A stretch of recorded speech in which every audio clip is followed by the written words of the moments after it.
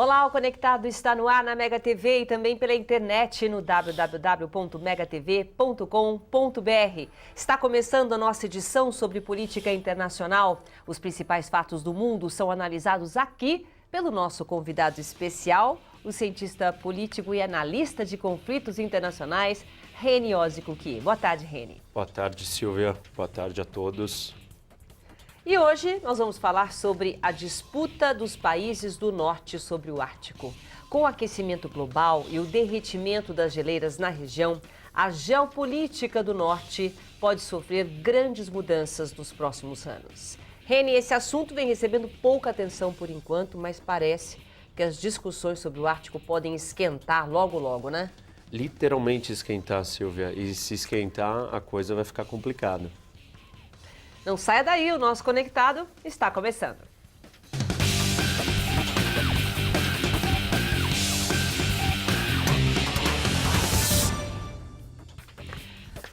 Bom, Reni, o que faz do Ártico um lugar tão importante e cobiçado por esses países do norte? Qual a importância realmente que o Ártico tem no nosso planeta? Na verdade, nunca teve, né, Silvia? Isso mudou e está mudando devido às mudanças climáticas e à possibilidade não, porque já é uma realidade, do derretimento das calotas polares do Ártico. Então, isso abriu uma nova fronteira no mundo. A geografia do mundo, ela nunca, ou raramente, ela muda. Você precisa ter um abalo sísmico enorme, vulcões, alguma coisa grandiosa precisa acontecer para a gente mudar a geografia. Os continentes estão na disposição que a gente conhece há muito tempo. Anos, Então, uma mudança geográfica é uma raridade. E imagina que dentro da política internacional, a mudança geográfica é uma mudança do tabuleiro do jogo. Então, se eu estou jogando, sei lá, dama, a gente sabe que tem tantas casas para mexer as peças. Se eu estou jogando xadrez, são outras regras, porque as casas são diferentes. Quando você mexe na geografia do mundo, você mexe no número de casas desse tabuleiro. E aí você muda as regras do jogo geopolítico. Então, por isso que é importante. A abertura do Ártico, ela vai criar novas rotas comerciais, a possibilidade de exploração de recursos naturais em grande abundância. Você tem os países que estão próximos, então eles têm interesses diferentes naquela região, já que você tem uma rota que conecta o mundo, já que você tem recurso natural, já que você tem pesca. E aí esses países começam a brigar. Vamos olhar então, vamos acompanhar o mapa para vocês entenderem exatamente o que está acontecendo, Reni. Aí essa parte branca do meio o Ártico. Só esse monte de gelo. Isso. O Ártico é um monte de gelo. Isso. Água só. Gelo congelado, não é terra firme, né? Que é diferente da Antártica, que é solo, tem terra ali por baixo. O Ártico não. Então a gente está vendo que todos os países têm fronteira. Ó. A Rússia, aí em cor mais escura, tem fronteira, é o país que tem a maior fronteira com o Ártico. O Canadá, a Dinamarca, Islândia, Noruega, Estados Unidos, Finlândia. Então, todos esses países, eles fazem fronteira ali. E aquela linha vermelha que passa aí do lado da Rússia, que vai correndo desde lá da ponta da Noruega, atravessa a Rússia e sai do outro lado dos Estados Unidos, é uma dessas rotas marítimas que vai ser aberta.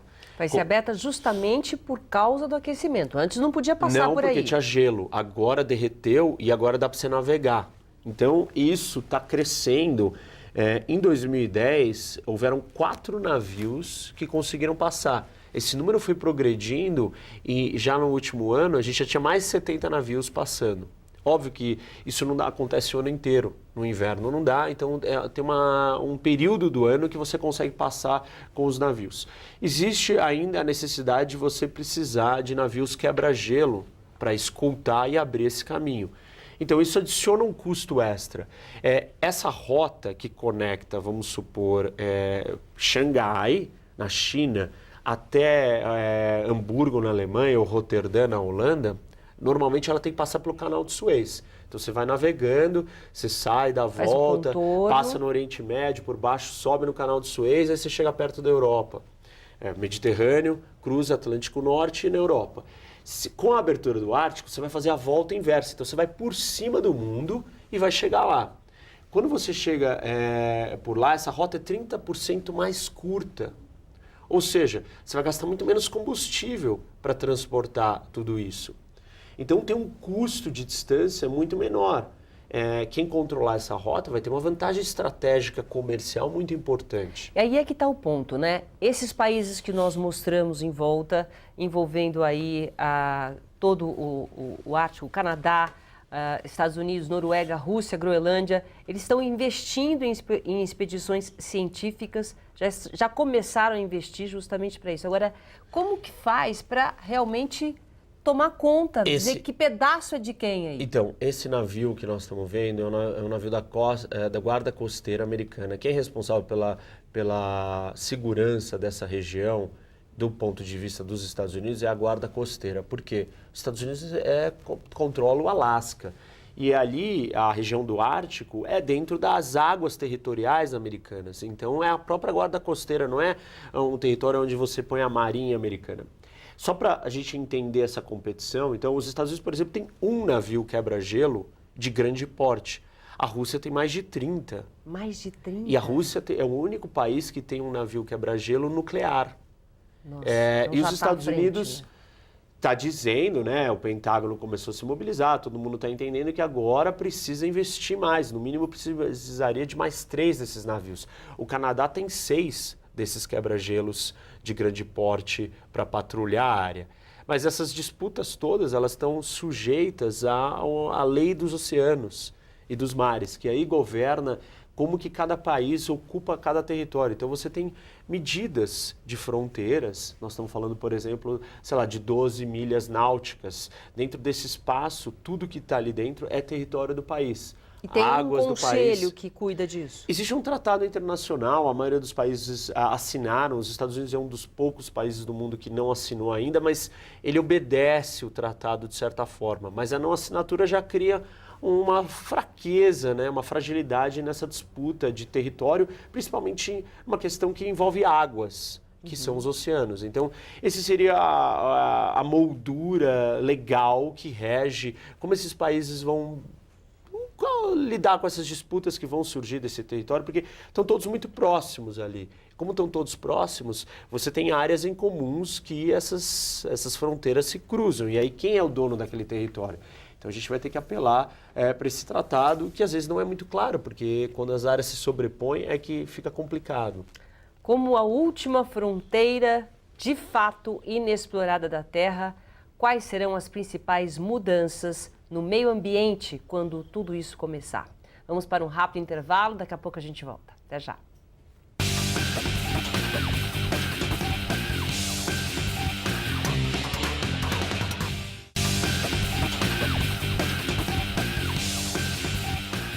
Estamos de volta com o cientista político Reni Oswald. O nosso assunto de hoje é o Ártico, a última fronteira a ser explorada. Só para vocês terem uma ideia, debaixo do gelo do Ártico tem petróleo suficiente para encher 400 bilhões de barris. É o triplo do estimado, por exemplo, pré-sal, né? Tem gás natural para abastecer o planeta por 14 anos. Não sei se é fácil tirar o gás natural de lá. Tem que ver como é que é, né?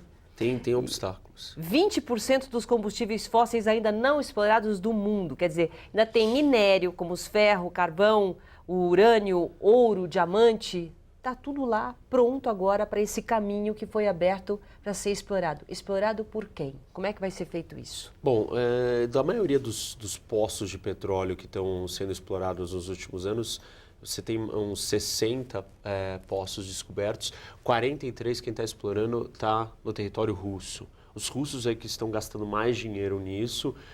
As empresas de petróleo e de gás russas são controladas pelo Estado. O Estado russo depende do petróleo e do gás, então ele tem uma sede de encontrar novas fontes de petróleo. Então ele está explorando a maioria dos campos que estão lá dentro. O Alasca tem 6 campos descobertos e sendo explorados agora. A Noruega tem 1 e o Canadá tem alguns outros.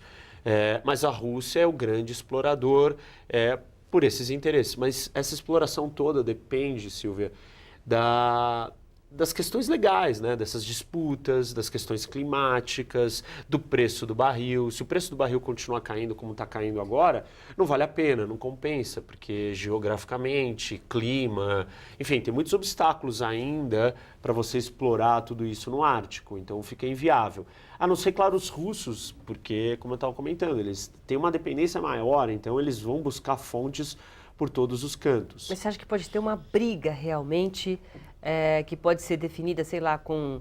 Não dá para chamar exército, mas realmente esses países têm uma guerra fria aí, o início de uma guerra em relação a esse ponto inexplorado justamente por causa dos recursos. Não só os recursos, mas a questão das rotas comerciais e as fronteiras não definidas. Que é muito importante. Sim. Então você tem uma guerra fria, você tem uma militarização, os russos têm feito atos simbólicos, desceram no subterrâneo do mar, do fundo do mar, né, e colocaram submersos ali, fincaram uma bandeira russa. Quem diz, nós na plataforma aqui, continental, isso daqui é nosso território. Os russos têm a maior frota, enfim, eles estão mais ativos. Todas essas escoltas que acontecem das rotas quando conseguiram passar são feitas por quebra-gelos russos. Então, as empresas privadas... Já tomaram conta, né? As empresas privadas ficam preocupadas porque elas pensam assim, bom, e se os russos quiserem aumentar o custo dessa escolta? Porque isso tem um custo alto de $400 mil, a passagem, por exemplo. Então, o que você ganha em combustível, por a rota ser mais curta, você acaba tendo que pagar por essa escolta ainda. Tem gente que está dizendo que ainda vai demorar uns 15 a 20 anos para esse derretimento ter sido completo e criar uma passagem mais garantida, mais firme, sem precisar desses apoios dos quebra-gelos. Isso para uma das rotas, né? Porque a outra rota, por exemplo, ela não liga a Ásia, né, o Pacífico ao Atlântico, mas ela liga o Atlântico ao Pacífico pelo outro lado. Seria, em vez de você passar da costa leste americana para a costa oeste via o Canal do Panamá, você vai fazer uma volta por cima do Ártico e aí chegar do outro lado da costa americana. Então seria uma alternativa para o Canal do Panamá, indo por cima do Canadá, por cima do Ártico. Essa rota ainda é mais complicada porque ela precisa de mais degelo e ela não está consistente ainda, cada ano é de um jeito, poucos navios passaram ali, você teve um navio canadense só que fez esse caminho até agora. Reni, então com todos esses impactos ambientais, quer dizer, com essas passagens de rotas, com essas explorações, quer dizer, exploração de petróleo, do gás, tudo vai mexer com o planeta de alguma forma, né? Qual que é o impacto ambiental para o mundo, essa disputa no Ártico e esse degelo, né? O impacto, na verdade, assim, a questão do degelo, ela tem um impacto maior em todas as discussões de mudanças climáticas, porque você pode subir o nível dos oceanos e aí as cidades costeiras vão ser afetadas no mundo todo. Esse é um impacto climático muito maior, que não só no Ártico, mas todas as grandes áreas de gelo do mundo que estão descongelando. O outro impacto é na exploração dos recursos naturais do Ártico e os riscos que isso implicam para, por exemplo, um vazamento, um acidente. Então, você conter um acidente ali num campo exploratório no Ártico é muito difícil, porque o acesso é difícil, o clima é difícil. Não pode ir no inverno, então fica 6 meses, tudo no escuro, e aí pode ficar pode tudo mexer, contaminado. fica vazando. 80% de todos esses campos ou desses recursos, que equivalem a 1/4 de todo o petróleo não descoberto no mundo ainda, acredita-se que esteja no Ártico. 80% de tudo isso está offshore, que é o que a gente chama aqui no mar e não em terra, né, ou em solo. Mas então está tudo nas águas, então vai ser uma exploração ali que pode, por exemplo, criar uma situação parecida com aquela que teve no Golfo do México, nos Estados Unidos, quando vazou e ficou contaminando o Golfo todo. Então, esses são os perigos ambientais.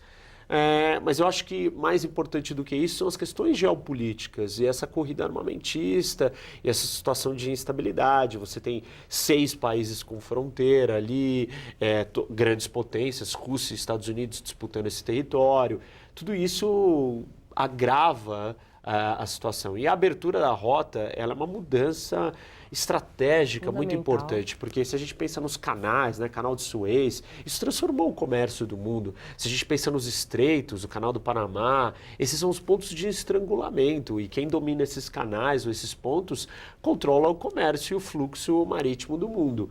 E se isso acontecer, se o Ártico se tornar essa fronteira, quem tiver a posse daquilo ali vai controlar o comércio dessa região. Muito bem. Obrigada, Reni, pelas suas explicações, sua participação hoje Obrigado, aqui. Silvia. Boa tarde a todos.